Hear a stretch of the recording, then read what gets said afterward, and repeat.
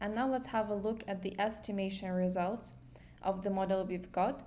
So in this case, this model includes 4 legs of both variables, and the period, the coverage is from the first quarter of 1980 till the fourth quarter of 1987.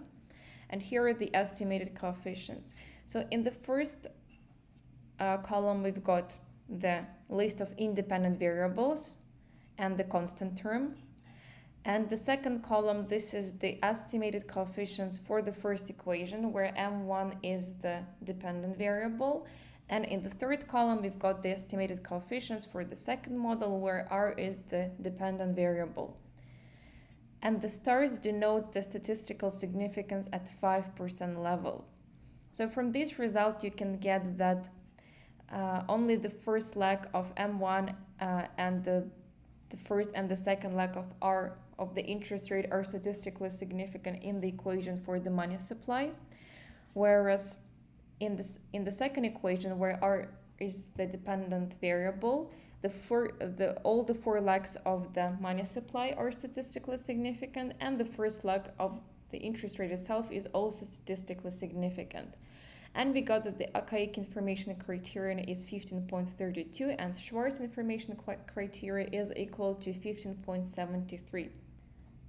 And now let's have a look at the estimation results with 2 legs. So the period coverage is the same. It's from the first quarter of 1980 till the fourth quarter of 1987.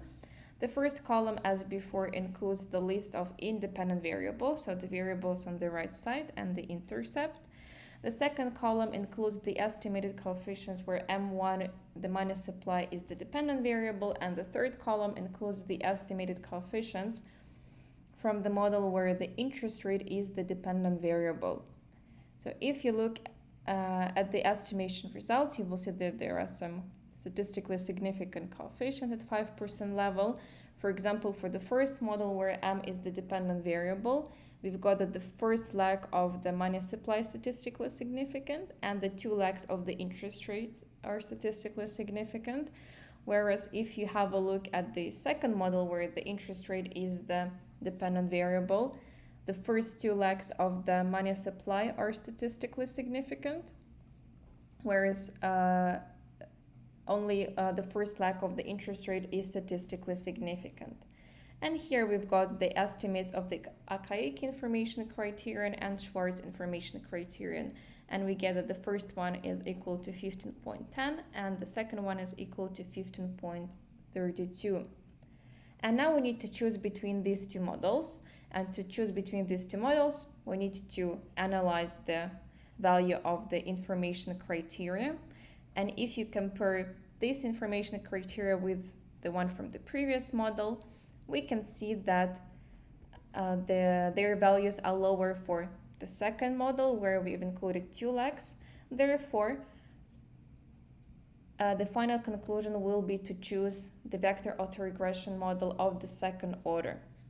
And here is the final vector of equations. So those are the estimated equations. So instead of having deltas and alphas, now we have the estimated coefficients. Vector autoregression model can also be used for forecasting. Let's say we would like to predict the future value of the money supply. So for the first quarter of 1988, remember our coverage was only till the fourth quarter of 1987. So let's make a prediction for the next quarter. And in order to do this, we take the estimated model for the money supply. Here it is, this model, and instead of mt minus 1, mt minus 2, rt minus 1, rt minus 2, we substitute their respective values. So for m, this will be the fourth quarter of 87 and the third quarter of 87, and for the interest rate, the fourth quarter of 87 and the third quarter of 87. And in this way, we can get the future value of the money supply, which will be the first quarter of 1988.